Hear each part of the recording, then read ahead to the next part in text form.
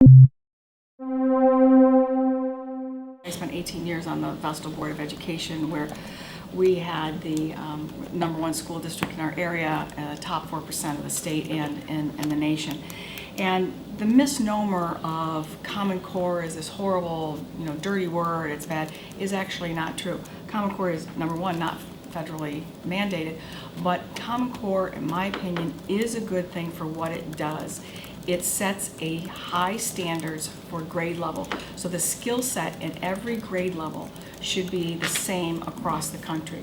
Even across a district, in all third grades, the lesson plan may not be the same, but the skill set to be delivered should be with limited testing. Yes, I agree the testing is out of control. I agree with Mr. Babinec that there are good middle class paying jobs that can be had for students right out of high school, or if we've provided in school the 21st century skills, which is critical thinking, which is problem solving, which is being able to work in a team effort, that there are a lot of companies who would hire those students right out of high school for good jobs and then give them the particular training for that particular job. I disagree with her on one thing. I don't think children are like hamburgers.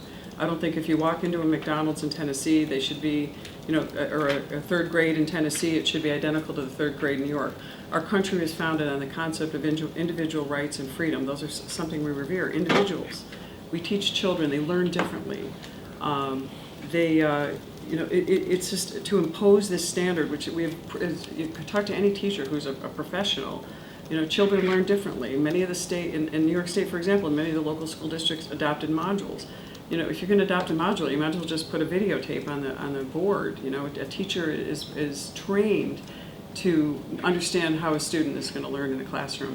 If you undervalue college even more by saying it's free, they're just going to go hang out in college. They're not going to get out there and put themselves on a path to either having a job or trying to be productive members of society. And I think that's part of the problem, is how much are we going to ask our federal taxpayers to cover as far as that goes, as far as relieving student loans, making education free. I mean, when Bernie Sanders was running this year, he was talking about this massive amount of money that it would cost to fund free education.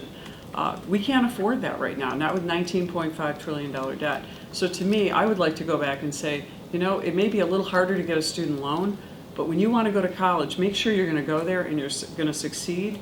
And when we give our money up, whether it's through TAP or through Pell Grants or whatever we're going to do, and back that up as federal taxpayers, let's make sure you're going to go there because you want to and you're going to succeed.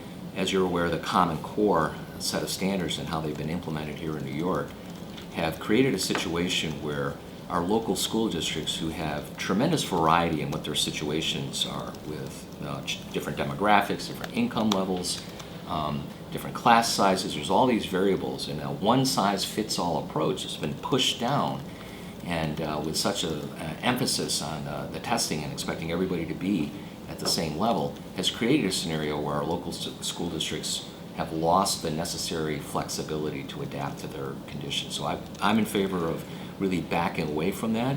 I'm a believer that we should be focusing a little bit more of our attention on careers, not just colleges, because we've got too many students that just get pushed in the direction of college being the only answer, and there are more things that we can be doing to create awareness and visibility to role models and some appropriate opportunities for not only vocational training in an industrial sense, and trades and so forth, but even training and opportunities and exposure in the new economy.